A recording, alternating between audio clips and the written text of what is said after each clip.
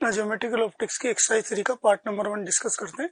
Question number 1, two beam of red and violet colour are made to pass separately through a prism. Angle of prism given है आपको 60 degree. In the position of minimum deviation angle of refraction will be. तो हम जानते हैं minimum deviation में I equal to E होता है और R1 equal to R2 equal to A/2, और जो n होगा वो कैंसिल आउट हो जाता है, इसलिए चाहे रेड कलर हो चाहे वायलेट कलर हो, दोनों के लिए क्या होगा, इक्वल होगा ना। तो ए ऑप्शन में गिवन है 30 डिग्री फॉर बोथ कलर, तो इसका मतलब ऑप्शन नंबर ए राइट है। सही।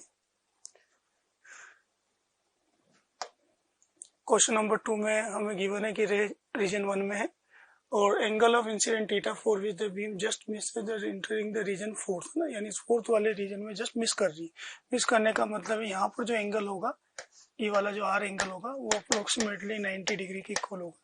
तो इस पॉइंट से इस पॉइंट के बिटवीन अगर हम स्नेल्स लॉ लगाएं तो n0 into sine theta equal to लिखूंगा मैं n0 by 8 into sine 90 equal to 1। n0 cancel out हो जाएगा, तो एंगल थीटा की वैल्यू होगी साइन इनवर्स 1/8। सही, तो आंसर आएगा साइन इनवर्स 1/8, जो कि ऑप्शन नंबर बी में given. Question number 3, an optical component and object is placed along its optical axis are given in column 1 and distance between the object and component can be vary. The properties of image are given in column number 2. हम image करना column number 1 को column number 2 से। तो सबसे पहले अगर हम ए को देखें तो इसमें कॉनकेव लेंस है और कॉनकेव लेंस जब ऑब्जेक्ट को इन्फिनिटी से ई तक लेके आएंगे पोल तक, तो हमें पता है कॉनकेव मिरर जो है वो रियल ऑब्जेक्ट का रियल इमेज भी बनाएगा और रियल ऑब्जेक्ट का वर्चुअल इमेज भी बनाएगा। तो कॉलम नंबर 2 में P गिवन है रियल इमेज, यानी रियल इमेज बनेगी तो P आना चाहिए। सही, वर्चुअल इमेज भी बनेगी यानी Q भी आना चाहिए। मैग्नीफाई इमेज भी बनेगी, रियल का रियल मैग्नीफाई भी होता है, स्मॉल भी होता है और मैग्नीफाई भी स्मॉल साइज का होता है, इक्वल साइज का भी होता है, मैग्नीफाई भी होता है, जबकि रियल का वर्चुअल हमेशा मैग्नीफाई होता है ना। तो मैग्नीफाई इमेज बनेगी। इमेज एट इन्फिनिटी, सही, इमेज इन्फिनिटी भी बनेगी। सही, तो इसका मतलब चारों ऑप्शन इसके लिए राइट है। सही, PQRS आंसर आ जाएगा इसका। सही। बी की बात करें तो बी में है कॉन्वेक्स, ये रियल ऑब्जेक्ट का केवल एक इमेज बनाता है, रियल ऑब्जेक्ट का ओनली वर्चुअल इमेज बनाएगा और रियल ऑब्जेक्ट का वर्चुअल इमेज हमेशा स्मॉल साइज का होगा, तो वर्चुअल इमेज बनेगी यानी क्यू आएगा। सही, और मैग्नीफाई इमेज नहीं बनेगी, इन्फिनिटी इमेज बनेगी नहीं, ओनली तो क्यू ऑप्शन सही है। सी वाले को देखें तो सी में क्या है, अपने पास कन्वर्जिंग लेंस है और ये कन्वर्जिंग लेंस जो होता है वो सिमिलर टू कन्वर्जिंग मिरर है, यानी जो ऑप्शन ए में आए थे वही ऑप्शन सी में आएंगे। और डी की बात करें तो डी में भी कन्वर्जिंग लेंस है, तो यानी सी और डी के ऑप्शन इक्वल टू होंगे ए वाले ऑप्शन। सही। क्वेश्चन नंबर 4 में ball is drop from height 20 metre above the surface of water in a lake, reflective index of water given है 4/3 और फिश इनसाइड है, और at the instant when ball at 12.8 metre above the water surface, हमें पता करना है कि ball की स्पीड फिश को क्या नजर आएगी। तो कितनी हाइट से ड्रॉप किया था बॉल को, 20 मीटर हाइट से। अब इसकी हाइट है 12.8, तो ये डिस्प्लेसमेंट हो गया इसका। सही, तो ये जो डिस्प्लेसमेंट होगा वो 7.2 मीटर के इक्वल होगा। और अगर हम इक्वेशन मोशन का यूज करते हुए इस पोजीशन पर जब 7.2 मीटर डिस्प्लेसमेंट होगा उस टाइम इसकी वेलोसिटी v मान लेता हूँ, VO यानी v ऑब्जेक्ट, तो फाइनल वेलोसिटी का square equal to initial velocity 0 + 2 into -g10 into minus का 7.2, तो यहाँ से v0 की वैल्यू आ जाएगी 12 मीटर पर सेकेंड। सही, अब जो फिश है यहाँ पर उसको ये स्पीड क्या दिखेगी, एक्चुअल स्पीड तो 12 मीटर पर सेकेंड है, तो फिश एक तरह से ऑब्जर्वर है, तो फिश इमेज को देखेगी, तो इमेज की वेलोसिटी इक्वल टू ऑब्जेक्ट की velocity into an observer 4/3 divide by object outside medium है, इसलिए n इक्वल टू 1, तो ये हो जाएगा 16 मीटर पर सेकेंड, जो कि ऑप्शन नंबर सी में हमें गिवन है। क्वेश्चन नंबर 5 में आपको A student performed the experiment of determination of the focal length of concave mirror by UV method using the optical bench of length 1.5 meter. The focal length of mirror used is 24 centimeter. Maximum error in the location of image can be 0.2 centimeter. तो 5 observation हमें given है इसमें, 42, 50, तो u और v के combination की होता है। तो हमें पता करना है कि the data that can not come from experiment, है ना, तो कौन सा एक्सपेरिमेंट से नहीं आएगा वो चेक करना है। तो फॉर्मूला अपने पास क्या है, 1/v plus 1/u equal to 1/f, सही। और जो फोकल लेंथ है वो है 24। तो आपको क्या करना है, ऑप्शंस को मैच करते हुए ए बी सी में ये वैल्यू पुट करते जाना, और जिसमें फोकल लेंथ 1/f की वैल्यू या f की वैल्यू 24 के अराउंड आ गई वो ऑप्शन सही है। और जब आप मैच करोगे तो सी वाला ऑप्शन तो राइट होगा ही, सही। सी और डी वाला ऑप्शन राइट होगा ना, सही। बी वाला ऑप्शन राइट नहीं हो पाएगा और इसी तरह से वाला ऑप्शन भी राइट नहीं होगा। तो आंसर आना मतलब जो नहीं हो सकता ना, बी वाला तो ऑप्शन होगा, मतलब बी की वैल्यू जो पुट करोगे 1/, जैसे अगर बी वाले ऑप्शन को मैच करें तो 1/48 रियल ऑब्जेक्ट रियल इमेज बनेगी, तो माइनस का 48 माइनस का 1/48 इक्वल टू 1/f। तो यहाँ से f की वैल्यू हो जाएगी 24 माइनस का, कॉनकेव मिरर है तो ये सही है ना। इसी तरह से ए वाले ऑप्शन को भी मैच कर लेंगे, तो सी वाला ऑप्शन नहीं हो पाएगा, जो कि हमें कैन नॉट वाला ऑप्शन फाइंड आउट करना है, तो सी और डी वाला ऑप्शन पॉसिबल नहीं है, सही। Question number 6, biconvex lens of focal length 15 centimetre in front of plane mirror, यानी ये कॉन्वेक्स लेंस है जिसकी फोकल लेंथ है 15 सेंटीमीटर और इसके सामने एक प्लेन मिरर है। ये प्लेन मिरर है जो कि मिरर लेंस से 10 सेंटीमीटर की डिस्टेंस पर है और ऑब्जेक्ट को 30 सेंटीमीटर की डिस्टेंस पर रखा गया है। तो हमें पता करना है कि जो फाइनल इमेज होगी वो रियल होगी, वर्चुअल होगी और कितनी डिस्टेंस पर होगी ना। तो ओ से आने वाली रहे और ये 15 सेंटीमीटर इसका मतलब 2f पर ऑब्जेक्ट रखा हुआ, तो इमेज इधर की तरफ 2f पर बनेगी 30 सेंटीमीटर। तो ये इमेज की पोजीशन होगी, I1 इमेज मान लेता हूँ, और ये डिस्टेंस हो जाएगी 20 सेंटीमीटर, सही। फिर आफ्टर रिफ्लेक्शन ये इंटरसेक्शन पॉइंट होगा I2। तो प्लेन मिरर जितनी डिस्टेंस पर ऑब्जेक्ट होता है सेम डिस्टेंस पर इमेज बनाता है, तो ये 20, तो ये वाला गैप भी क्या होगा, टोटल 20 होगा, तो ये वाला गैप हो जाएगा कितना, 10 सेंटीमीटर। और I2 ऑफ इस लेंस के लिए क्या होगा, ऑब्जेक्ट होगा और एक तरह से वर्चुअल ऑब्जेक्ट होगा, और ये वर्चुअल का वर्चुअल नहीं बनाता, वर्चुअल का ओनली रियल बनाता। तो ये तो पता लग गया कि फाइनल इमेज जो होगी वो रियल होगी। तो अगर इसकी डिस्टेंस फाइंड आउट करना है तो लेंस फॉर्मूला लगा देते हैं 1/v माइनस 1/u, फिर u इक्वल टू प्लस का 10 इक्वल टू माइनस का 1/15। तो 1/v इक्वल टू हो जाएगा प्लस का 1/15 प्लस का 1/15 प्लस का 1/10, सही। तो ये v इक्वल टू होगा 150 डिवाइड बाई 25, सही। तो ये इक्वल टू हो जाएगा 6 सेंटीमीटर प्लस का। तो जो फाइनल इमेज बनेगी वो लेंस से रियल इमेज बनेगी, इधर होगी 6 सेंटीमीटर पर। तो ऑप्शन को देखें तो वर्चुअल इनकरेक्ट है, real and at a distance 16 centimetre from mirror, ये राइट ऑप्शन है। ये 6 सेंटीमीटर और ये 10 सेंटीमीटर, यानी प्लेन मिरर से जो इमेज बनी वो रियल और 6 सेंटीमीटर पर बनी। Now question number 7, a ray OP of monochromatic light incident on face AB of prism ABCD near vertex B at an angle of incidence 60 degree. तो ये जो एंगल है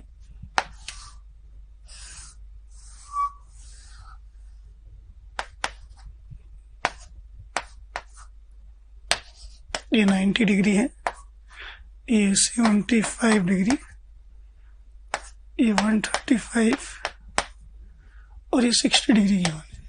रे सरफेस से नॉर्मल से 60 डिग्री एंगल पे इंसिडेंट है। Reflective index given है √3, तो इस एंगल को मैं R1 मान लेता हूँ और स्नेल लॉ का यूज करते हुए अगर R1 की वैल्यू फाइंड आउट करें तो 1 × sin 60 degree equal to √3 × sin R1। तो यहाँ से R1 का वैल्यू आएगा 30 डिग्री, सही। और ये रे अब इस सरफेस CD पर इंसिडेंट होगी और ये इसका नॉर्मल है, तो इस एंगल को मैं R2 मान लेता हूँ, सही।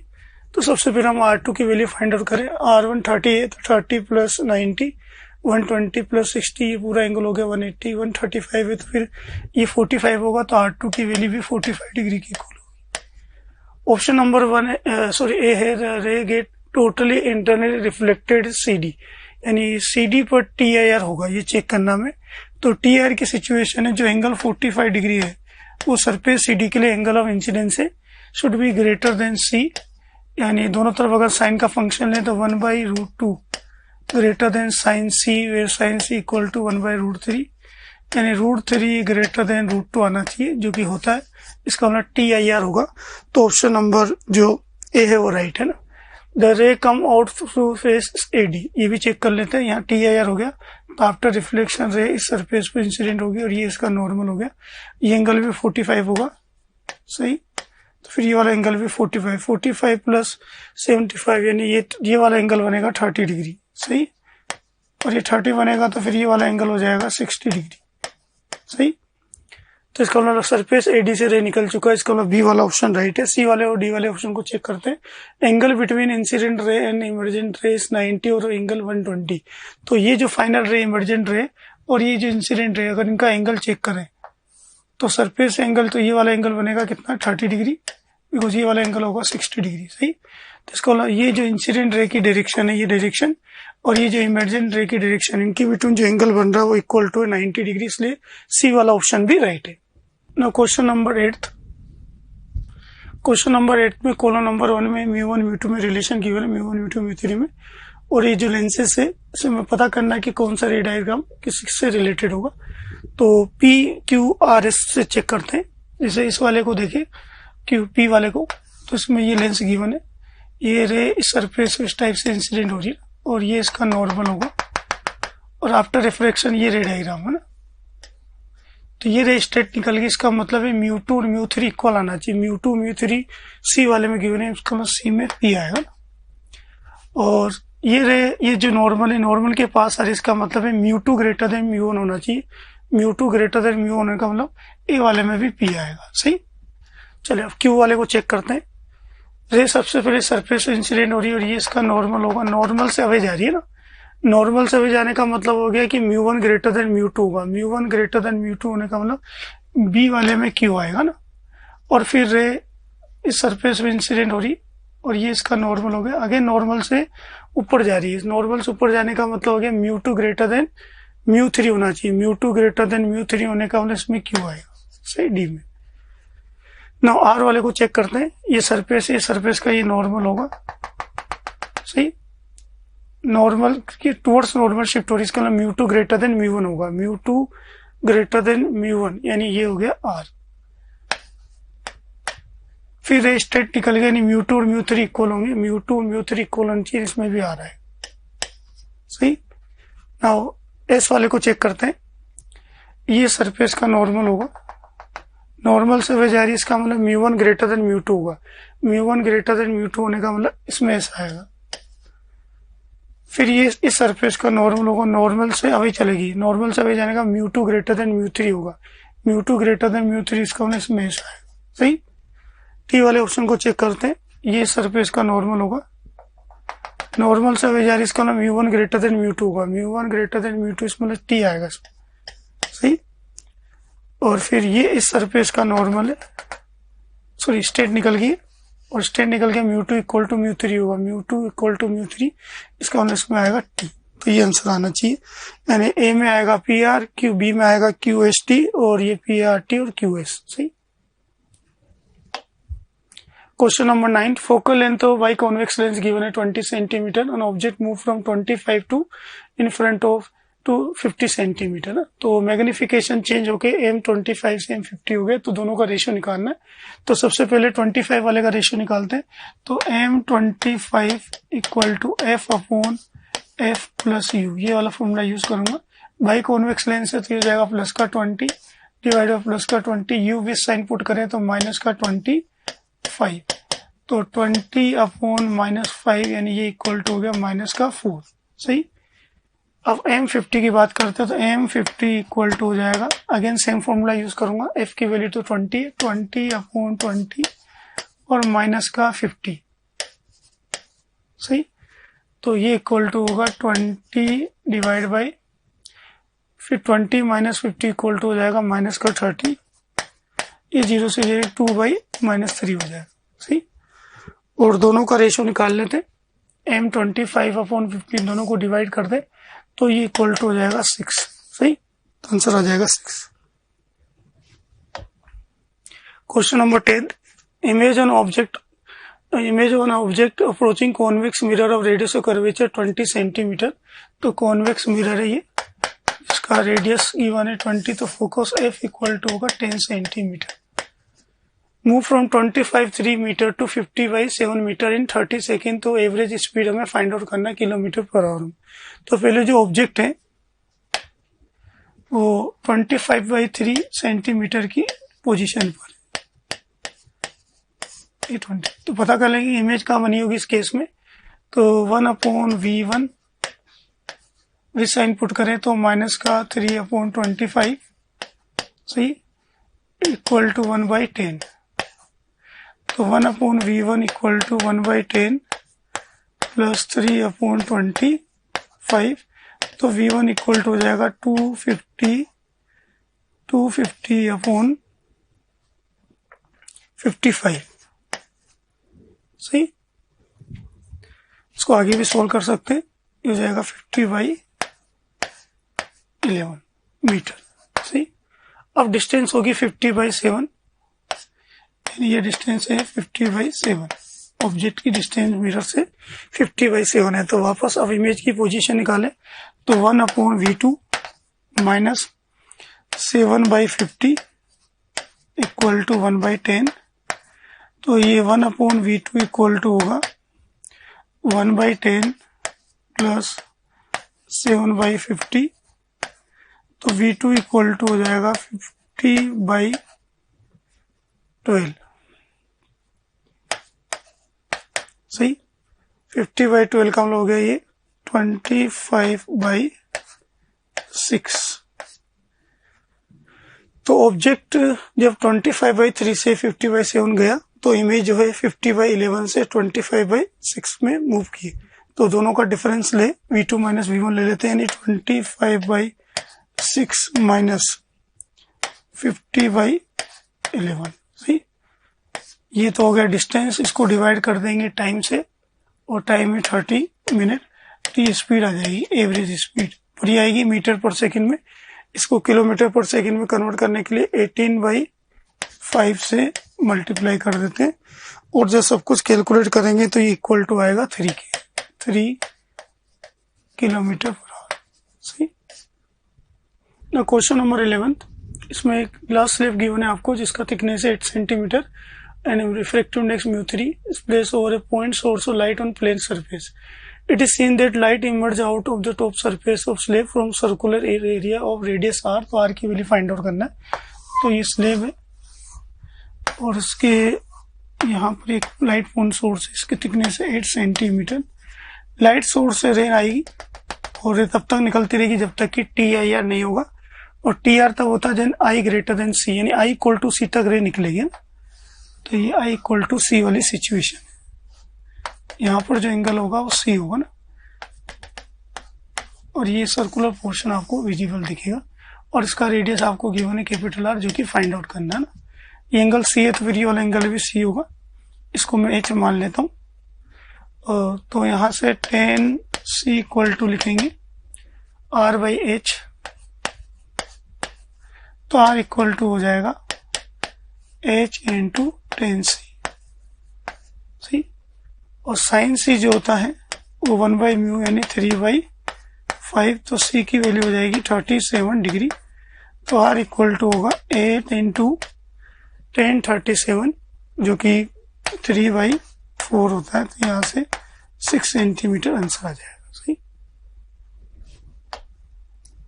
क्वेश्चन नंबर 12 में light ray travelling in a glass medium is incident on glass air interface at angle of incident theta. Reflected ray को R से, ट्रांसमिटेड को T से डिफाइन किया। Intensity both as a function of theta. Correct sketch हमें find out करना क्या होगा। तो रे डेंसर से यानी ग्लास से एयर में जा रही है, यानी डेंसर से एयर में जा रही रेयर मीडियम में, और एंगल ऑफ इंसिडेंट थीटा है। तो हम जानते हैं ट्रांसमिट तब होता रहेगा जब तक कि I less than equal to, I का मतलब theta less than equal to CU सही। ये कभी 90 को टच नहीं कर सकता ना। तो ग्राफ को अगर ऑप्शन वाइज देखें तो ऑप्शन नंबर ए में ग्राफ 90 को टच, डार्क वाला ग्राफ 90 को टच कर रहा है, जो कि पॉसिबल नहीं है। इसी तरह से डी वाले ऑप्शन में भी 90 को टच कर रहा है, ये भी पॉसिबल नहीं ना, क्योंकि आई की वैल्यू यानी एंगल थीटा की वैल्यू जब लेस देन इक्वल टू सी होगी तो टी आई आर हो जाएगा, और जब टी आई आर होगा तो जो रे है ओनली रिफ्लेक्टेड होगी, ट्रांसमिटेड नहीं होगी ना। चले ना, इसलिए ऑप्शन नंबर ए और ऑप्शन नंबर डी इनकरेक्ट है ना। बी और सी को ऑप्शन को चेक करते हैं। बी में भी अगर देखें तो मिस्टेक है, जब थीटा इक्वल टू 0 डिग्री है तो ट्रांसमिटेड इंटेंसिटी का जो पॉइंट है ना वो 100% है, तो अगर ट्रांसमिट 100% हुआ तो रिफ्लेक्ट 0% होना चाहिए, जबकि जो डॉटेड वाला ग्राफ यानी आर का जो ग्राफ है वो 0 से कुछ ऊपर बना हुआ है ना, कुछ परसेंट अभी भी लाइट क्या रिफ्लेक्ट हुई है, जबकि 100% से ज्यादा लाइट कभी इंटेंसिटी को हो नहीं सकती, इसलिए बी वाला ऑप्शन भी इनकरेक्ट है। सो फाइनल ग्राफ होगा सी वाला, सही। Question number 30, water with refractive index 4/3 in a tank of 18 centimeter deep, oil of refractive index 7/4 lie on a water making a convex surface of radius of curvature 6 centimeter. Consider oil to act as a thin lens on object 24 centimeter above water surface. Location of image x centimetre above the bottom of tank, तो हमें x की value find out करना है।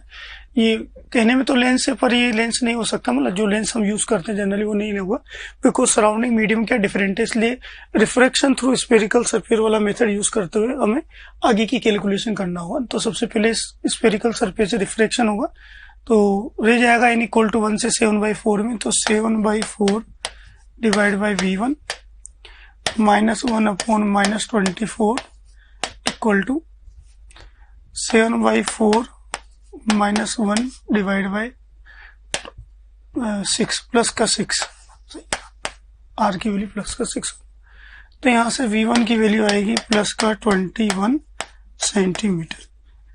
अब यानी ये जो image बनी है इस वाली सरफेस से 21 सेंटीमीटर है, बट ये 7/4 मीडियम में, रे 7/4 से 4/3 में जाएगा, तो रिफ्रैक्शन थ्रू प्लेन सरफेस वाला फॉर्मूला यूज करें तो d dash equal to d हो गया 21 इंटू रे 7/4 से 4/3 में जा रहा, तो 4/3 डिवाइड बाय 7/4, राइट। तो यहां से हम वैल्यू अगर फाइंड आउट करें इसकी तो ये 16 सेंटीमीटर आ जाएगा, सही। जबकि टोटल गैप है कितना, 18 सेंटीमीटर, तो इस सरफेस से देखें तो 2 सेंटीमीटर की हाइट पर इमेज बनेगी, इसलिए आंसर आएगा 2 सेंटीमीटर, x इक्वल टू 2। यहाँ दो प्लेनो बाई कॉन्वेक्स लेंस है जिनको कंबाइन किया हमने, ऑब्जेक्ट जो है 40 सेंटीमीटर की डिस्टेंस पर है, फाइनल इमेज जो बनेगी उसकी पोजीशन हमें फाइंड आउट करना है। तो सबसे पहले दोनों का फोकस निकालते हैं, लेफ्ट साइड वाले लेंस का फोकस निकाले तो 1/f1 equal to 1.5 minus 1 into 1/14, तो ये इक्वल टू होगा 1/28, तो 1/f2 इक्वल टू 1.2 माइनस 1 और ये 1/14, दोनों का रेडियस और कर्वेचर सेम है, तो ये 0.2/14 हो जाएगा, सही।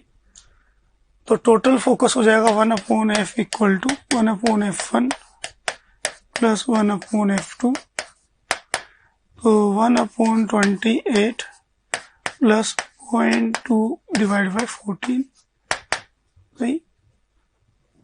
तो यहां से वैल्यू फाइंड आउट करेंगे तो ये 1.4 डिवाइड बाई 28 आएगा, सही। तो फिर हम लेंस वाला फॉर्मूला लगा देंगे 1/v minus 1/u, u equal to -40 equal to 1/f 1.4 divide by 28, तो यहाँ से v की वैल्यू निकालेंगे तो ये 40 सेंटीमीटर आएगा प्लस, जो कि ऑप्शन नंबर बी में गिवन है आपको, सही।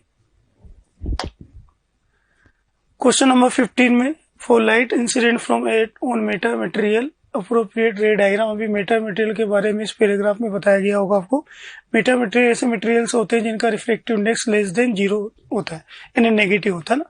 तो अगर रे सपोज इस सरफेस पे इंसिडेंट हो रही है और ये एंगल ऑफ इंसिडेंस थीटा है, और यहाँ जो रिफ्रैक्टिव इंडेक्स है n वो लेस देन 0 नेगेटिव है, तो अगर हम स्नेल्स लॉ लगाएं तो 1 into sine I theta equal to n into sine R, ये लेफ्ट साइड वाली इक्वेशन में जो भी वैल्यू आएगी सब पॉजिटिव साइन के साथ आएगी, तो राइट साइड वाली वैल्यू भी पॉजिटिव होनी चाहिए, बट एन की वैल्यू लेस देन 0, इसलिए आर का जो डायरेक्शन होगा, हमने थीटा का डायरेक्शन जो पॉजिटिव सेंस में माना वो एंटी क्लॉकवाइज माना, तो आर का डायरेक्शन होगा क्लॉकवाइज, इसलिए रे डायग्राम ऐसा होना चाहिए, सही, जो कि ऑप्शन नंबर आपको सी में गिवन है।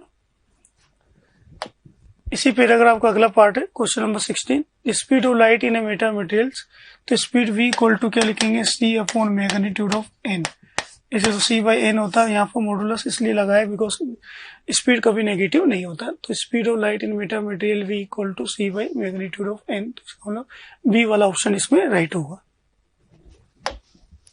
क्वेश्चन नंबर 17 में ray of light travelling in direction 1 by root bracket में ik plus root 3 jk incident of plane mirror after reflection travel along the direction this, the angle of incidence find out करना क्या होगा। तो अगर हम यहाँ से देखा जाए तो जो ik वाली कंडीशन है दोनों रे के लिए डिफरेंट है, इसका मतलब ये x डायरेक्शन होगी और ये वाली y डायरेक्शन होगी, सही, रे इंसिडेंट हो रही है इस डायरेक्शन में, और ये हो गया 1/2 I प्लस रूट 3 jk, सही। तो इसका जो y कोऑर्डिनेट होगा, y वाला पोर्शन होगा रूट 3/2 और x वाला पोर्शन होगा 1/2, और नॉर्मल से अगर ये थीटा एंगल पर है, क्योंकि angle of incident tan theta equal to लिखूंगा 1/2 अपॉन रूट 3/2, तो इक्वल टू होगा 1/√3, तो यहाँ से थीटा इक्वल टू हो जाएगा 30 डिग्री, जो कि ऑप्शन नंबर ए में हमें गिवन है, आंसर आना चाहिए इसका ए। Question number 18.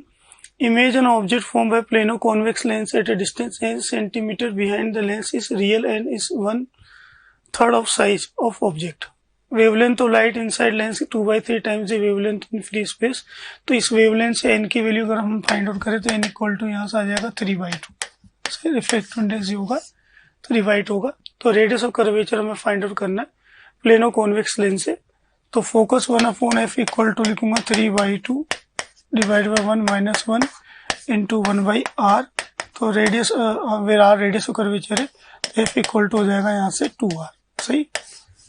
इसने क्या कहा है कि जो इमेज बनी है, इमेज ऑब्जेक्ट जो है 8 सेंटीमीटर बिहाइंड लेंस बनी है ना, तो 8 से और इज रियल एंड 1/3 साइज है ना, तो रियल का रियल ही होगा 1/3 साइज के लिए, तो मैग्निफिकेशन एम इक्वल टू क्या लिखूंगा मैं, 1/3 साइज का मतलब हो गया माइनस का 1/3 इक्वल टू, और 8 सेंटीमीटर बिहाइंड है, तो ये होता है F minus V upon F, तो माइनस का 1/3 इक्वल टू एफ, और वी के विथ साइन पुट करें तो प्लस का 8, तो माइनस 8 डिवाइड बाई एफ, सही। तो ये minus F equal to 3f minus का 24, सही। इसको उधर शिफ्ट कर देते हैं, तो 4f इक्वल टू 24 हो जाएगा, तो f इक्वल टू हो जाएगा 6, सही।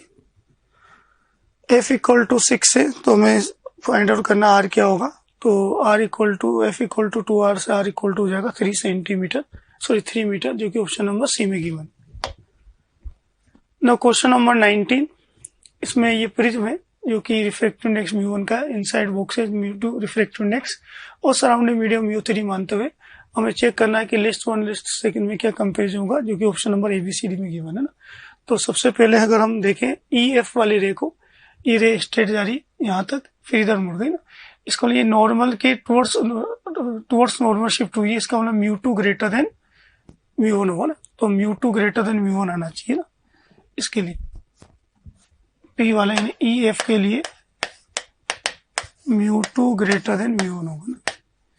फिर ये यहाँ से अगर देखें तो इस सरफेस का ये नॉर्मल है, नॉर्मल से अभी चलेगा, इसका मतलब है कि μ2 ग्रेटर देन μ3 आना चाहिए, μ2 ग्रेटर देन μ3, ये सिचुएशन होनी चाहिए। तो इस लिस्ट नंबर 2 में देखें तो μ2 ग्रेटर देन μ1, μ2 ग्रेटर देन μ1 है, और μ2 ग्रेटर देन μ3 भी, इसका 2 है। P में P वाला जो कोड होगा लिस्ट में, उसमें नंबर आना चाहिए क्या, 2, सही। तो यहाँ से अगर ऑप्शंस को भी लेके चले तो ऑप्शन नंबर सी इनकरेक्ट हो गया, इसमें P में 4 बता रहा है, और ऑप्शन नंबर बी भी इनकरेक्ट हो गया, सही। ना ऑप्शन नंबर सॉरी क्यू को चेक करते हैं, EG, ये तो स्ट्रेट चला गया। स्ट्रेट जाने का मतलब है कि μ1 इक्वल टू μ2 होगा और μ2 इक्वल टू μ3 भी होगा ना। μ1 इक्वल टू μ2 दिया है थर्ड में ना, तो यहाँ से चेक हो गया कि डी ऑप्शन आने वाला। इस तरह से आगे भी चेक कर लेंगे। सही। Question number 20, a transparent thin film और uniform thickness refractive index N1 1.4 है। इसका N1 की वैल्यू हमें 1.4 गिवन है और N2 जो इधर वाला जो मीडियम उसकी रिफ्रैक्टिव इंडेक्स 1.5। दोनों साइड से रे आ रहा, तो हमें पता करना फोकस किया होगा। पहले रे आ रहा लेफ्ट साइड से, तो इसके लिए हम लेंस वाला फॉर्मूला नहीं लगा सकते, रिफ्रैक्शन थ्रू स्फेरिकल सरफेस वाला फॉर्मूला यूज करते हुए दोनों तरफ का फोकस निकालेंगे। तो फर्स्ट वाले केस को लेते हैं। रे n इक्वल टू 1 से n इक्वल टू 1.4 में जाएगा, तो 1.4 upon V1 minus 1 upon infinity equal to 1.4 minus 1 divide by R। सही। और विथ साइन देखें तो R की वैल्यू पॉजिटिव होगी ना। फिर n इक्वल टू 1.4 से 1.5 में जाएगा, तो फाइनल इमेज जो बनेगी 1.5 में, तो 1.5 upon F1 minus 1.4 upon V1 equal to 1.5 minus 1.4 divide by R। और इन दोनों इक्वेशन का सम करें तो कैंसिल आउट हो जाएगा, तो 1.5 upon F1 equal to 0.4 plus 0.1 divide by R। सही। तो यहां से F1 की वैल्यू हो जाएगी 3R की। सही, जो कि ऑप्शन नंबर ए में गिवन है। सही।